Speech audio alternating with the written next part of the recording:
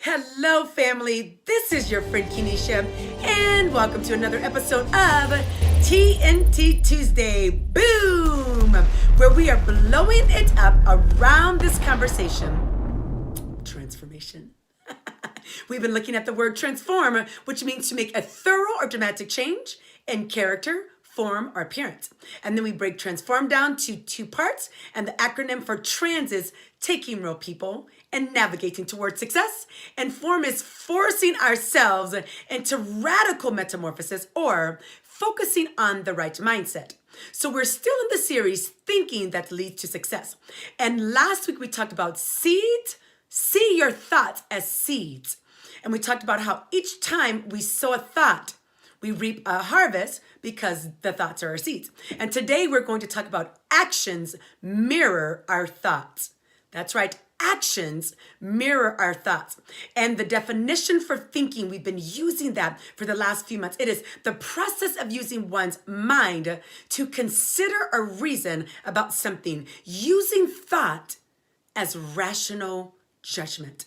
So that's going to be important for us. And Jack Canfield, he said this quote, "You only have control over three things in life: the thoughts you think, the images you visualize, and the actions you take."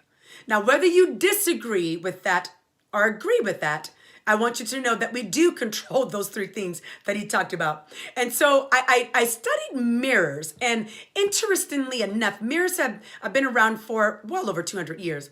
And the very first mirror was, drum roll please, water. That's right. Water was used as a mirror. It would be put into a particular item that had a dark coloring so you can see reflection. So obviously we don't still use water as a mirror. We use something else as mirrors. But here's what they said. It was interesting.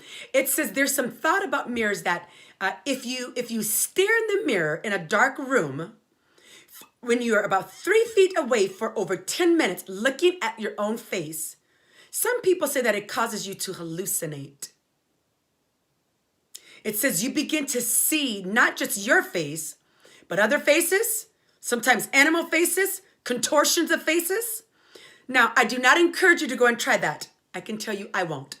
But I do remember being a little girl in the story about Bloody Mary. But the whole part is what we see in that mirror is a reflection back to us. That's undeniable. So we'll be coming again from our book, As a Man Thinketh. This is by James Allen, and run out and buy this book yesterday. This book is phenomenal, and I've read it multiple times. So today we'll be reading from page 18, and it says, "Thought and character are one. And as character can only manifest and discover itself through environment and circumstance, the outer conditions," listen to this talks about actions. "The outer conditions of a person's life will always be found to be harmoniously related to his or her inner state." This does not mean that a man's circumstances at any given time are an indication of his entire character. We know that bad things happen, right? But that those circumstances are so intimately connected with some vital thought element within himself that for the time being, they are indispensable to his development. Every man is where he is by the law of his being. Just think about where you are right now. It could be great. It could be not. It says, the thoughts which he has built into his character have brought him there. And in the arrangement of his life, there is no element of chance, but all is the result of a law which cannot err.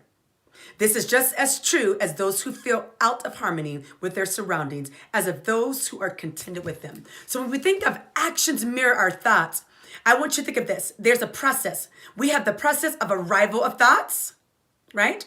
When those thoughts come, we can take them. And not only can we take them, then the next step is the seeding of thoughts, which means we plant it, we water, we keep thinking it over and over and over and over and over.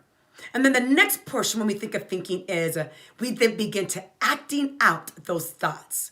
So we have the arrival of them, then we can see them, And what we see on the outside, family, it's only because it happened on the inside first. We don't accidentally do something, we intended to do it. And I don't mean stubbing your toe. We know that's an accident. We mean the behaviors that we manifest, all of those start with the way that we think. So we know that actions mirror our thoughts. So our final question, how are your actions in your life reflecting what's on the inside, which are your thoughts? Just diagnose yourself this week. We want to live in reality so we can get to this place called successful living. We want to add significance to others. This is your friend Kenesha. I love you. Have a great day.